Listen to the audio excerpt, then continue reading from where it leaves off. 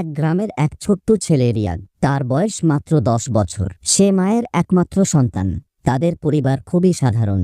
রিয়াদের মা একজন গৃহিণী এবং তিনি নিজের সুখ স্বাচ্ছন্দ্য ত্যাগ করে ছেলেকে বড় করার জন্য দিনরাত পরিশ্রম করতেন। একদিন রিয়াদ তার বন্ধুদের সাথে স্কুল থেকে ফিরছিল।